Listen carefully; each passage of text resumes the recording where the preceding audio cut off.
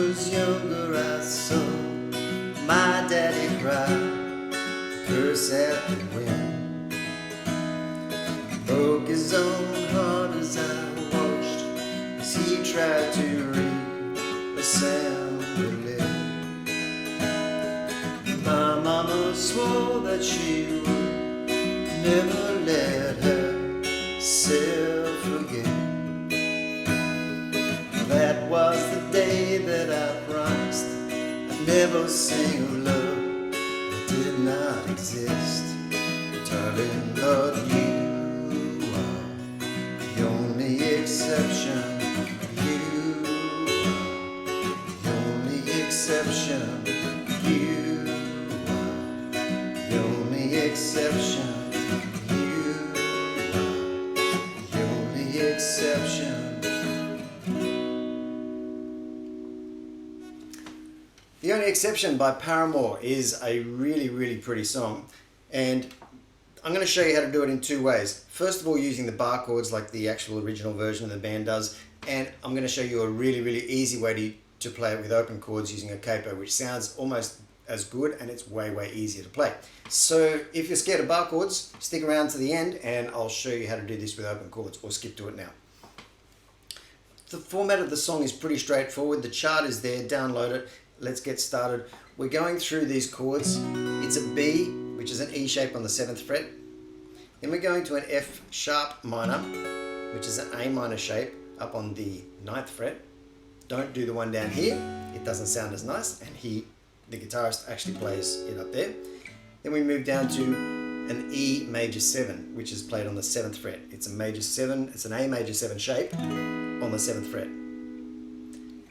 Don't do your E major 7 down here, although sometimes he does play that E major 7 in the choruses, but most of the time it's up here, and it gives you those nice high notes in there. That's most of the verse. The strumming pattern, which goes all the way through the song, is based on this 6/8 timing. So 1 and 2 and 3 and 4 and 5 and 6. 1, 2, 3, 4, 5, 6. Start with all those on your downstrokes. Add the upstrokes in a swing style. So instead of going, you're going 1 and 2 and 3 and 1 and 2 and 3. Miss the first upstroke. So you're going 1, miss the end, 2 and 3 and 1, 2 and 3 and 1, 2 and 3 and 1, 2 and 3 and 4, 5 and 6. So 1, 2 and 3 and 4, 5 and 6.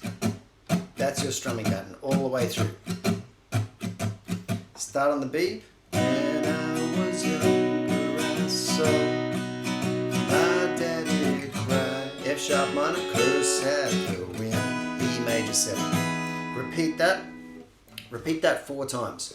Then you go to the chorus, which is basically exactly the same. Now, interestingly enough, in the live version, in the chorus, the guitarist actually plays an A sometimes instead of this F sharp minor. So he goes, you are the only exception. You are the only exception. Sometimes he uses that E, sometimes he uses that E. You are the only exception.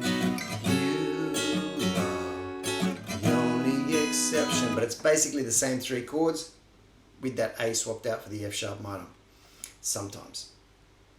Do it if you like it. Don't do it if you don't like it. There's both ways. It's one of those things where the band does it a couple of different ways live as opposed to the studio version. They both work. They're both good. The F sharp minor is the relative minor chord of A major, so that's why they both work equally as well there. After we go through that first chorus, you stay on that B for an extra 2 bars, and it takes you back into verse number 2. Verse number 2 is played exactly the same way. At the end of the second verse, you stay on that E major 7, right?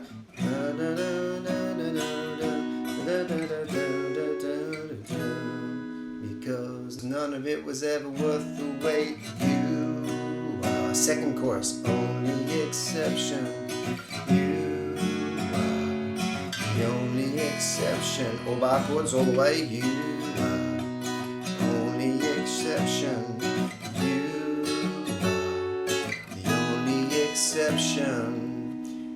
after you've done that chorus, it moves into the bridge section. Now the bridge section is a change. We move to a C sharp minor 7. Do, do, do, do, do. 2 bars down to B. Do, do. F sharp major this time. Do, do, do. Do it again. Do, do, do, do, do, do, do, do.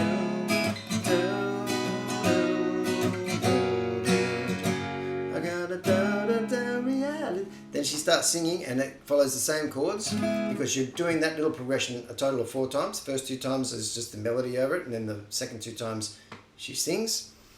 And then at the end of that section, you're playing 2 bars of E, then you're moving into another chorus. And all the way through, do another chorus. The outro is where it changes, and it's a very nice little change for the outro. We go to an A major 7. I'm on my way to believing. Not quite how she sings it, but I'm on my way to believing. But it's A major 7, E major, and B. Do it again the second time through. I'm on my way to believe in. And finish on the B. That is your song. Now, if you want to play this but you don't want to do the bar chords, you grab your capo and you put it on your 4th fret. And magically, everything is way easier. Because for a B chord, we can now play a G. For an F sharp minor, we can now play a D minor, and for a C major 7, it's one of the easiest chords there is. Just that. So it's when I was younger I saw my daddy cry and curse at me, broke his own heart, and so on, right? Follow that through. It's exactly the same. Obviously, I've put up 2 charts, one with capo chords and one with the original bar chords.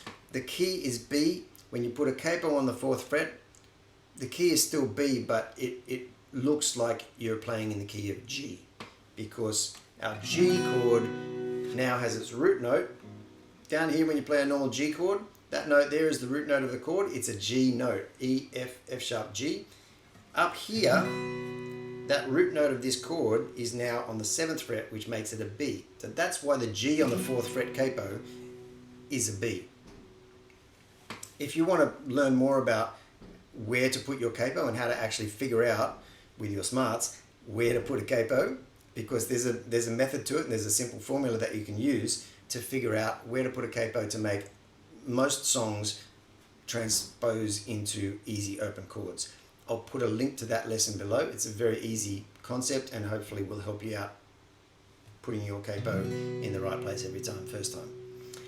Then as we go through this capo version of this song, everything is kind of, you know, based around those G, D minor, C major 7. But the chord changes in the bridge. The C sharp minor 7 now becomes an A minor 7, very easy to play.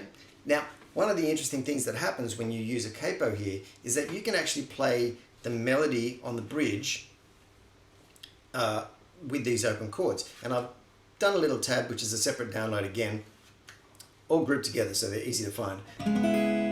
You play this A minor 7 open chord, but that first note of the melody is this open E string. So we go, and then come back down to the B string 3rd fret. Then you can either reach across and do your 4th fret D string, or you can change your hand position and play this. It's 4th fret D string, open G string, 3rd fret B string. So we've still got that note on the 3rd fret B string. So it sounds like this.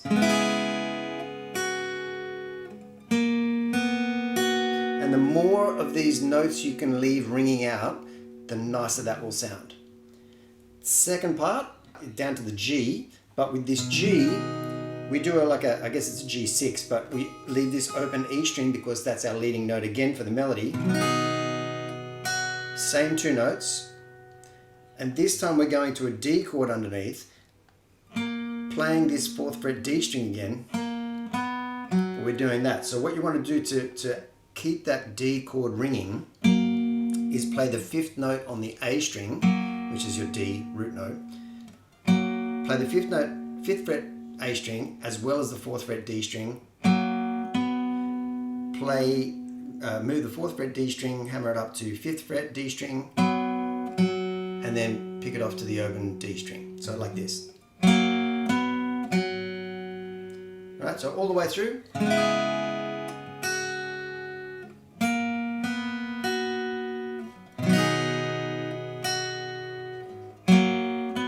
And you do that whole thing twice.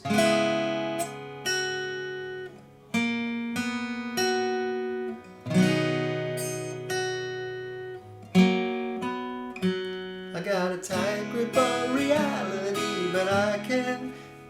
Then the singing starts and you're still doing the same chords there in that middle section. It's just a little thing. If you want to add that into your playing, I find things like that fun to try and play and keep the song going, and it just adds a little bit of color. If you're playing by yourself, you can do that melody and it sounds nice.